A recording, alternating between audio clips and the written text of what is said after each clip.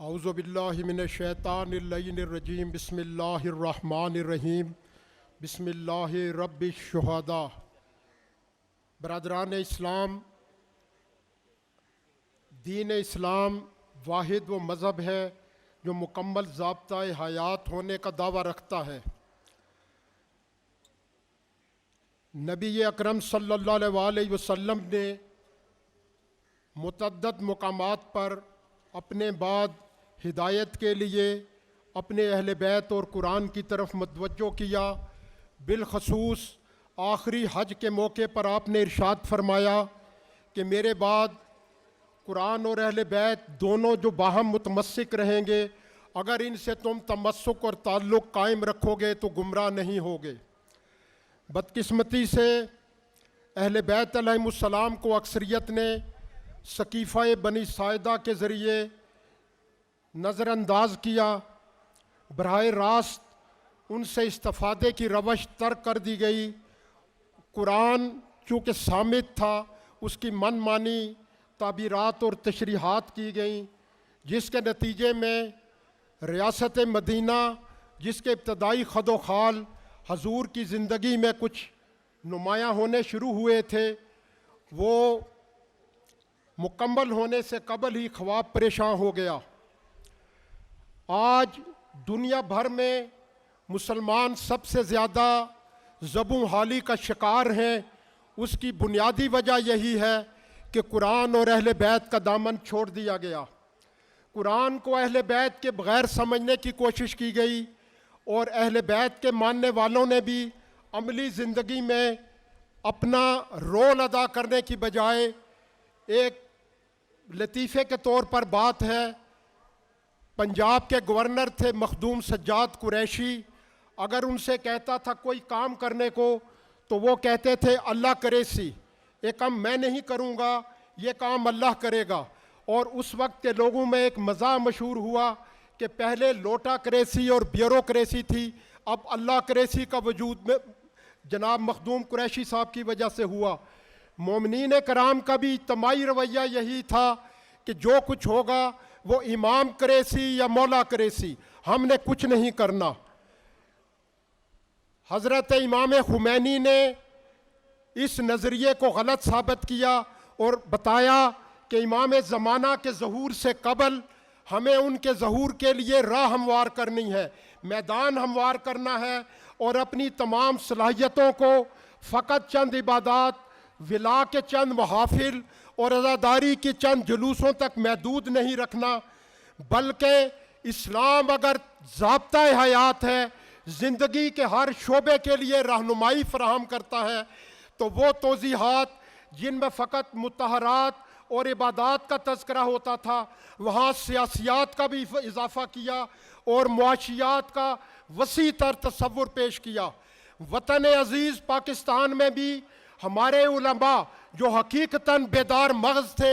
لیکن وہ یہ اعتماد کرتے تھے کہ جس طرح قائد اعظم محمد علی جناح اور بڑے بڑے لوگوں نے فرقہ واریت سے بالا تر ہو کے معاشرے کے لیے کام کیا، ملت کے خصوصی حقوق کے لیے شاید ہمیں کام کرنے کی ضرورت پیش نہ آئے۔ حکومت خود تمام شہریوں کے حقوق کی حفاظت کرے گی، اور سیاسی جماعتیں بھی بلا تفریق تمام فرقوں کے حقوق کی نگہداشت کریں گی۔ لیکن افسوس ایسا نہ ہوا۔ اپنے دور کے مطابق تحفظ حقوق شیعہ، شیعہ کانفرنس، شیعہ مطالبات کمیٹی اور اس کے بعد تحریک نفاذ فقہ جعفریہ اپنے طور پر کام کرتے رہے، لیکن ضیاء الحق کے آمرانہ دور میں جب ہمیں یہ محسوس ہوا کہ قومی زندگی میں ہر جگہ ہمیں نظر انداز کیا جا رہا ہے، پاکستان بنانے والے بھی ہم، سرحدوں پہ اس کی حفاظت کے لیے خون دینے والے بھی ہم، زندگی کے ہر شعبے میں اپنی نمائندگی سے بڑھ کر قربانی دینے والے، لیکن پھل کے موقع پر ہمیں نظر انداز کیا جا رہا ہے، تو اس وقت قائد شہید علامہ عارف حسینی نے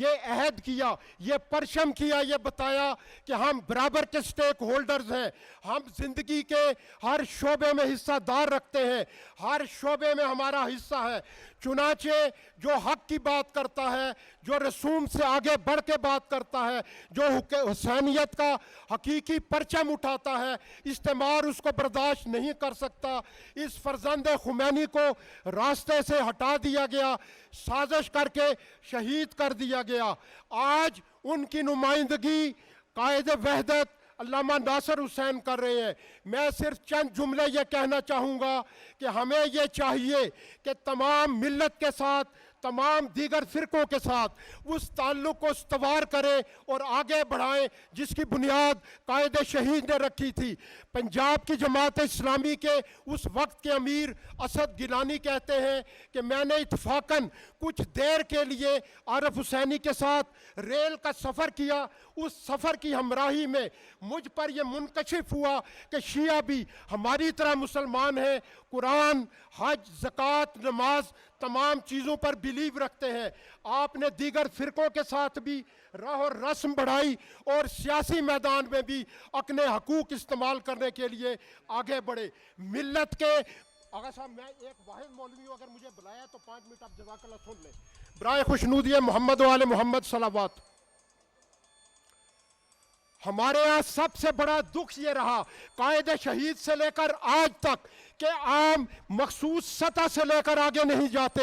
علماء تک تعلق رکھتے ہیں۔ قائد شہید نے اس چیز کی بنیاد رکھی کہ انہوں نے قم میں نو اخوانی بھی کی، خود ماتم بھی کیا، قرآن کی تفسیر بھی کی، درس بھی دیا، اور زبان کے فرق کو، خطابت کی روانی کو نظر انداز کر کے پنجاب میں، سندھ میں، بلوچستان میں ہر جگہ لوگوں تک پہنچے۔ آج بھی اسی چیز کی ضرورت ہے۔ آج ہم ایک مخصوص طبقے تک رہ کر اگر یہ سمجھتے ہیں کہ انقلاب مکمل ہو جائے گا تو بہت مشکل ہے۔ آج میں کھل کے یہ کہوں گا کہ سعودیہ جس کے آباء و اجداد، جس کے مکاتب کے ماننے والوں کا پاکستان بنانے میں کوئی ہاتھ نہیں، کوئی حصہ نہیں، فقط اپنی فعالیت کی وجہ سے ان کا وزیر خارجہ، ان کا سفیر، ان کا کوئی نمائندہ آتا ہے تو وزارت دفاع سے لے کر آرمی چیف تک ہر جگہ ان کی نمائندگی ہوتی ہے، اور وہ بتدریج ہمارے ملت کے جسد پر ایک سرطان کی طرح چھائے جا رہے ہیں۔ ہماری ملت کے لوگوں کو اگر اس ملت کو زندہ رکھنا ہے، امام زمانہ کا صحیح استقبال کرنا ہے، تو آپ کو ماتمیوں کو گلے لگانا ہوگا۔ میں یہ ذاتی طور پر جانتا ہوں کہ قائد وحدت ذاکروں کے پاس جاتے ہیں، علماء کے پاس جاتے ہیں، ماتمیوں کے پاس جاتے ہیں اور اپنے تنظیمی اختلافات کو بالائے طاق رکھ کے جاتے ہیں، لیکن یہ طرز عمل فقط ایک سطح تک محدود نہیں رہنا چاہیے۔ ہر سطح، ہر جگہ تک، ایک عام آدمی تک مل کے جب ہم یہ پیغام نہیں دیں گے کہ اس ملک کا پڑھا لکھا، اس ملک کا ماتمی ایک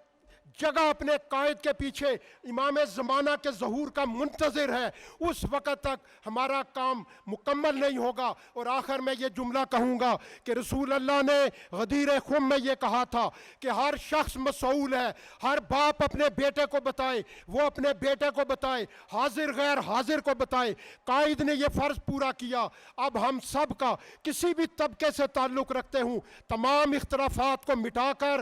ایک جگہ متحد ہو کر اس فرزند